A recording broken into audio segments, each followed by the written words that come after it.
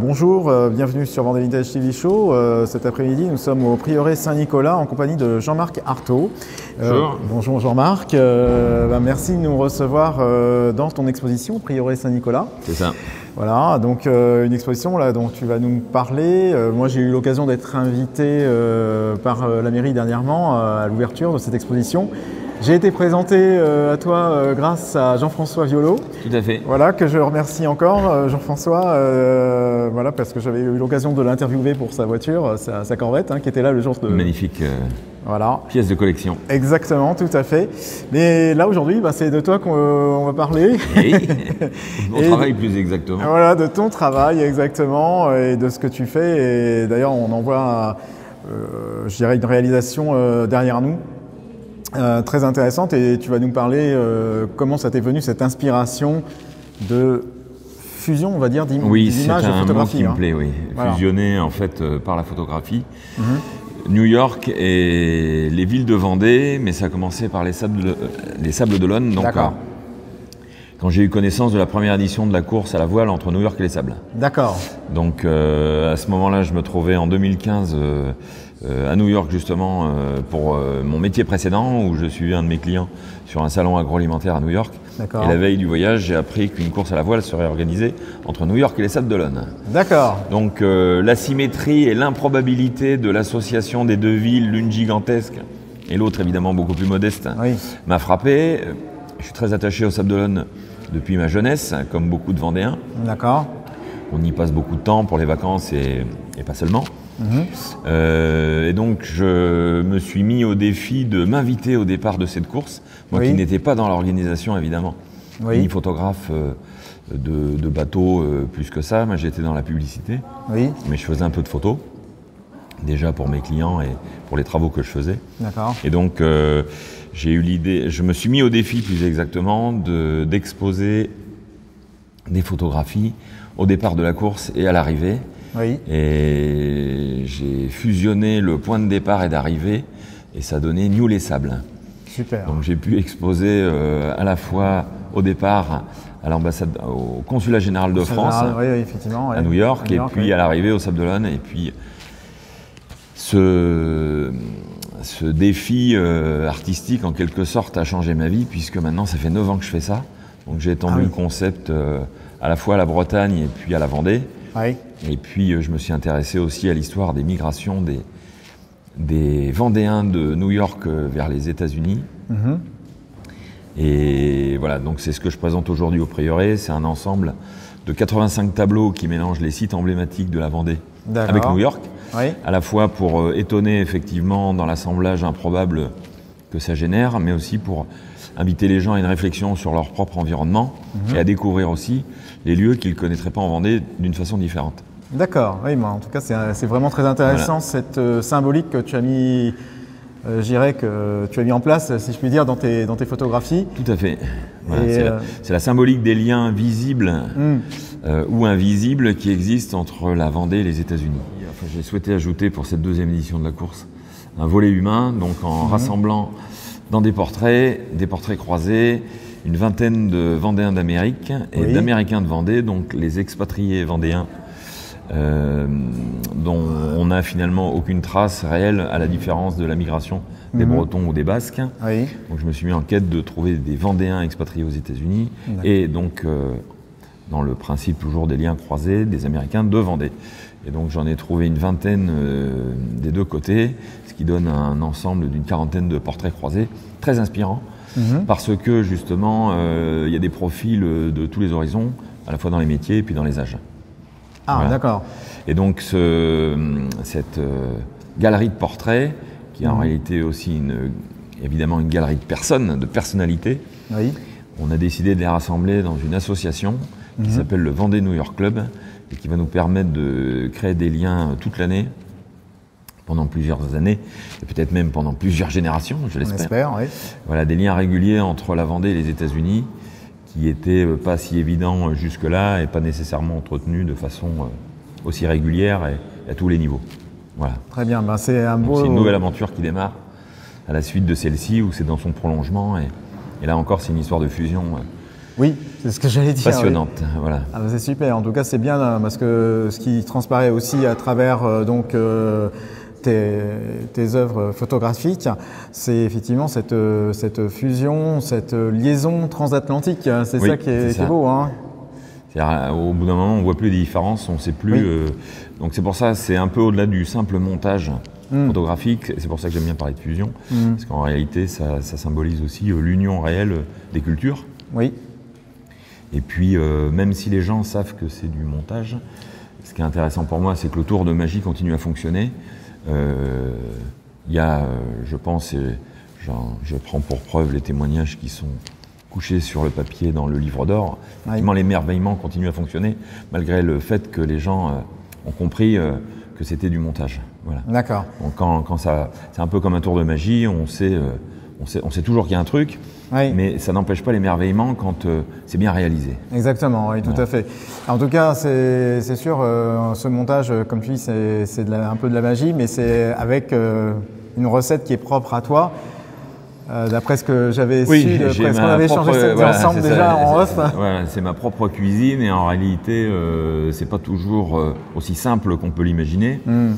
Donc en réalité, je prends mes photographies avec des vieux appareils, puisqu'on est dans le vintage, je pourrais te montrer mon appareil photo. Donc, alors, donc voici le fameux appareil totalement vintage.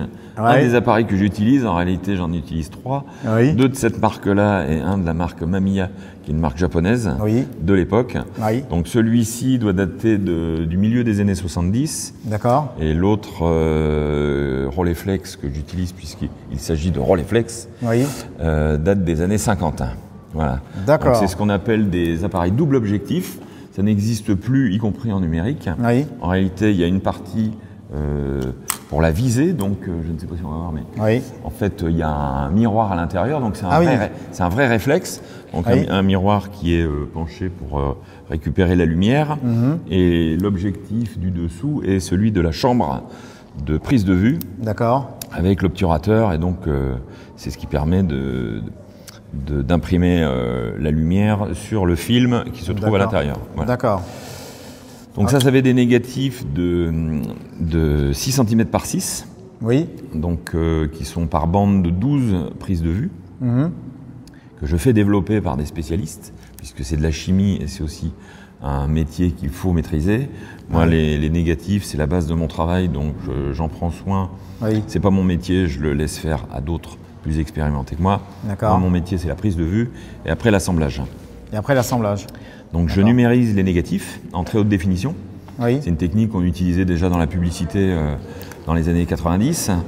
Et ensuite, quand c'est numérisé en très haute définition, je les assemble pendant des heures, clic par clic, avec un logiciel de montage bien connu des publicitaires notamment, mais qui nécessite beaucoup d'apprentissage et de pratique, puisque rien n'est automatique dans ce logiciel. Donc, comme sont apparues depuis quelque temps les images générées par intelligence artificielle, c'est vrai. J'aime à utiliser le terme d'artisanat numérique.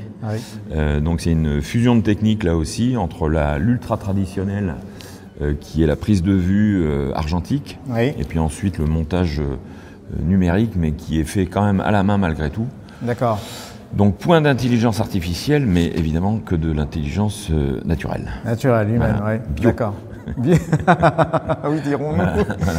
Oui, donc effectivement. Puis, donc ça reste vintage par rapport aux évolutions techniques qui arrivent aujourd'hui. Donc c'est ce qui fait aussi, je pense, la réussite des images, c'est qu'il y a du grain à l'ancienne, avec une capacité d'agrandissement que ces appareils-là permettent, puisque les négatifs sont très grands. On peut aller sur des images de plusieurs mètres de longueur. Ah, quand même. En agrandissement. Et puis la magie aussi de l'assemblage numérique, mais commandé par la main de l'homme pour arriver à cette finesse et à cette justesse dans les images, puisque finalement toutes mes photos, enfin tous mes tableaux sont composés à partir d'images réelles que j'ai prises et que j'assemble. Elles sont juste pas prises ni au même moment ni au même endroit. D'accord. Ok. Voilà. Donc pas de dessin, de 3D ou de génération d'une quelconque intelligence artificielle, une intelligence peut-elle être d'ailleurs artificielle? Oui. Est-ce que c'est pas tout simplement de la génération numérique? Ah oui, donc c'est bien de, oui, de travailler sur l'argentique. Ça donne un grain particulier, comme tu disais. C'est ça, donc c'est finalement une façon de faire de la photo en mode vintage, oui, tout en restant d'actualité oui. dans les capacités que peuvent offrir les logiciels et les ordinateurs d'aujourd'hui. On va faire un petit tour. Allez, c'est parti. Alors, oui, Jean-Marc. Alors donc là, écoute, là je vais te présenter une des photos les plus emblématiques, on va dire, de ce que je fais. C'est la baie de New-les-Sables, donc que j'ai appelée Grande baie de la Liberty. D'accord. Et qui assemble la baie des Sables d'Olonne avec la baie de New York. D'accord. Voilà, donc on a la skyline de Manhattan et la Statue de la Liberté ici. Ah oui, effectivement, qu'on voit là. On crée un ensemble nouveau et qui est assez spectaculaire. Donc pour la petite histoire, j'ai pris les photos de Manhattan en hélicoptère en 2015. D'accord. Et les photos de la baie des Sables en 2020, juste à la sortie du Covid. C'est pour ça qu'on n'a personne sur la plage. Ah oui, effectivement. Et ça en ULM, voilà. Ah, en ULM? En ULM, oui. En ULM pendulaire pour les spécialistes. D'accord. Donc là encore, c'est du vintage. Oui. Donc on est sur un petit appareil à voile delta et qui se pilote effectivement en pendulaire. Donc oui, je vois. Voilà, donc j'ai mon ami pilote Laurent Berthaud, on décolle ensemble de Saint-Brévin. D'accord. Et on fait comme ça la côte vendéenne ou celle de Loire-Atlantique pour faire des images. Voilà, donc on a tout le trait de côte. Ah oui, c'est un sacré parcours parce que je connais bien Saint-Brévin. Ça fait un sacré parcours, ouais. Mais du coup, moi, ça m'a permis aussi de faire des photos aériennes sur Noirmoutier. Oui. Et puis un peu plus récemment, et là on a pris ce qu'on appelle un 3 axes, mais qui reste un avion quand même de constitution normale, pour aller à l'Île-Dieu. D'accord. Ça c'est assez génial. Ouais. L'arrivée à l'Île-Dieu en ULM, c'est top. Ah oui, voilà. Parce qu'il y a un petit aéroport. Donc ça, on verra peut-être l'Île-Dieu ou en tout cas Noirmoutier, puisque c'est Noirmoutier et l'île d'York. Oui. Voilà. Donc là aussi, pas de drone, donc à l'ancienne, dans des avions qui volent avec des vrais pilotes à l'intérieur. C'est ça. Voilà. Et un photographe à l'arrière qui utilise des appareils vintage. Voilà. On reste bien dans la ligne éditoriale de la chaîne Vendée Vintage TV Show. Ok, alors on va continuer. Cheminons du prieuré Saint-Nicolas, il y a la travée centrale et puis deux salles sur les côtés, puisque c'est une ancienne église. Oui. Et donc ici, on est dans l'une des deux salles New Vendée, où j'assemble non plus uniquement les Sables d'Olonne avec New York, mais toutes les villes emblématiques de Vendée avec New York. Donc là, ici, on a 3 villes représentées, et notamment 2 îles. Donc Noirmoutier et l'île d'York. D'accord. Donc Noirmoutier là, ici, effectivement. Voilà, Noirmoutier avec Guardia Station. D'accord. Puisqu'il y a un aéroport à New York qui s'appelle l'aéroport de la Guardia. Oui. Donc évidemment, jeu d'images, jeu de mots. Oui. Donc voilà, Guardia. On a ici justement un peu en dessous aussi une vue aérienne de Noirmoutier, de Noirmoutier, où j'ai transformé l'île du Pilier qui se trouve un peu plus au nord de Noirmoutier. Je l'ai redescendu un petit peu pour qu'elle soit dans le cadre. Voilà.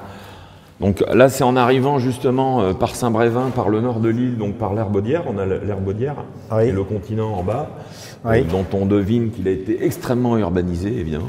Oui. J'ai créé un nouveau pont qui est le bridge des Sableaux, entre le continent et l'île en partant de la plage des Sableaux. D'accord. Et puis on voit qu'il y a une certaine urbanisation qui s'est développée, créant une vision un peu futuriste de l'île. Et voilà, comme je disais tout à l'heure, l'île du Pilier, que j'ai ramené un petit peu, puisque si on peut mélanger New York avec les villes de Vendée, on peut très bien déplacer l'île de quelques centaines de mètres. C'est clair. Pour y installer la Statue de la Liberté. Voilà. D'accord. Ah ben c'est super, c'est vraiment un assemblage assez étonnant, mais ça rend bien en tout cas quand on le voit. On dirait que ça existe. Oui, c'est ça, on dirait que ça existe, c'est ça qui est génial, c'est l'illusion d'optique qui est impressionnante et que j'apprécie beaucoup dans ton travail en tout cas. Eh bien écoute, j'en suis ravi. Donc ensuite il y a Highway to Shell. Voilà, on peut prendre un peu de recul. Oui. Donc ça c'est là encore jeu d'images, jeu de mots. Oui. Donc puis j'incorpore toujours dans mes tableaux un peu de tout mon vécu, de toutes les expériences et de tous les rêves que j'ai pu avoir. Oui. Donc c'est vrai que quand j'avais 13 ans, j'étais fan du groupe AC/DC. Ah oui. Donc le titre emblématique de ce groupe c'est Highway to Hell, qui est l'autoroute vers l'enfer. Oui, exactement. Oui. Et donc quand j'ai pris cette photo à Noirmoutier à marée basse, où il y avait 2 pêcheurs à pied parce que c'était hors saison. D'accord. Qui étaient donc sur le sable, j'ai eu cette vision effectivement de pêcheurs à pied qui creuseraient sur l'autoroute du coquillage, puisque Noirmoutier c'est un peu l'autoroute du coquillage. Donc j'ai transformé le titre Highway to Hell en Highway to Shell. Voilà, donc Shell qui veut dire coquillage en anglais. Et puis parmi d'autres petits œufs de Pâques, puisqu'un œuf de Pâques c'est une petite surprise ou un petit message caché que l'artiste aime à cacher dans ses tableaux. Oui. Bon, il y a ma voiture ici au premier plan. Ah, qui est là, effectivement. On la voit au fond. Mais il y a que moi qui le sais. Et maintenant, tout le monde. Et donc, ça crée une vision un peu surréaliste. Oui, alors, en ça, plus, ici, j'ai souhaité qu'elle soit en grand format parce que en prenant 3 mètres de recul, on a presque l'impression qu'ils sont à côté de nous. Oui. Donc, on est vraiment sur l'autoroute du coquillage. Oui, c'est vraiment ça. Oui. On a ce champ-là qui est impressionnant. On a l'impression de presque qu'on va rentrer dans l'image. En fait. Et oui, on peut gratter avec eux. Voilà, c'est ça. Voilà. C'est exactement ça. Voilà. Ok, super. Alors, on va continuer sur d'autres. Hop. Celle-ci aussi qui est. Bon, bah là, l'île d'York. Voilà, donc là, classiquement, on a l'île d'York. Alors, j'ai fait pas mal de vues sur l'île Dieu que j'ai pas encore traité. Oui. Pour l'exposition, il m'en fallait quand même au moins une très emblématique. Oui. Donc j'ai pris bien évidemment le château de l'Île-Dieu. Le château de l'Île-Dieu, effectivement. Oui, on reconnaît bien. Voilà, avec la skyline de l'île d'York que tout le monde connaît évidemment. Oui, oui. Qui prend la lumière du soleil dans le même sens évidemment puisque tout est normal. Oui, oui. Et puis là. Et évidemment la statue de la liberté qui est omniprésente dans mon travail, de tous les côtés possibles et imaginables. Elle est là. Elle est là. Voilà. La liberté, oui, c'est important. Ok, voilà. Ah oui, alors là. Alors là, on est dans la partie La Roche-sur-York. La Roche-sur-York. Voilà, donc ça, c'est la ville où j'ai grandi. D'accord. Et donc, là encore, improbable assemblage, et pourtant ça fonctionne. Ah oui, je vois ça. Et donc, il y a plusieurs vues, effectivement, de Napoléon qui est assez incontournable. Oui, notamment ici, où finalement, j'ai intégré l'empereur sur le socle de la liberté. Alors, certains y verront certaines visions subversives, mais oui, bah, c'est bien d'être subversif de temps en temps. Voilà, on a le conseil départemental de la Vendée, qui s'appelait encore, quand j'ai pris la photo, le conseil général de la Vendée, mais ça va bien. On a du coup aussi une vue du Grand Café, qui n'existe plus puisqu'il a été transformé en autre chose, où il est en cours de transformation. Et donc du coup, ça fait une image historique dans une histoire parallèle. Exactement, qui va survivre. Qui va survivre longtemps, puisque maintenant c'est un tableau. Oui, tout à fait. Voilà, et puis quelques autres villes. J'ai notamment eu le soutien de Dominique Beaulieu qui avait les McDonald's de La Roche-sur-Yon. Donc j'ai fait pour lui 2 tableaux où j'ai inséré ces restaurants McDonald's dans Manhattan.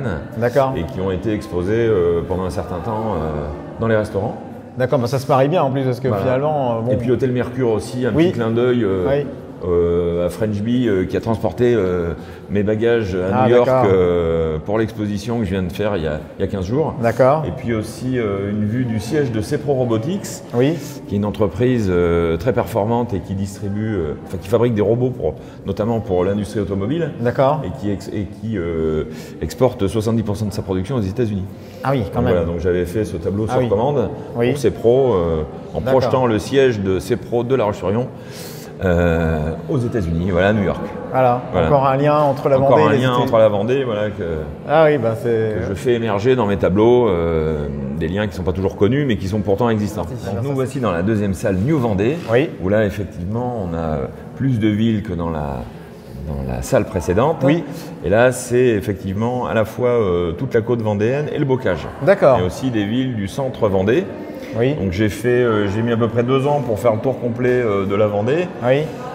Bon, j'y allais pas tous les jours, hein, mais voilà, c'est le temps qu'il m'a fallu à la fois pour le faire précisément, avec méthode, puisque j'ai pris une carte et puis je rationalisais mes déplacements. D'accord. Donc ça a donné ça. Donc effectivement, on a le trait de côte ici des marais, du parc éolien de Boin. D'accord. Donc Noirmoutier un petit peu. Oui. On descend avec Saint-Jean City. D'accord. Donc après Saint-Gilles-Croix-de-Vie aussi. Oui. On arrive sur la côte par la Chaume, à hauteur des Sables-d'Olonne. Donc une vue aérienne là encore. Talmont-Saint-Hilaire, le Puy d'Enfer. Et puis on descend plus au sud avec Jars-sur-Mer. J'ai appelé le tableau Jar Jar Beach, en référence à Jar Jar Binks, un des héros de Star Wars. D'accord.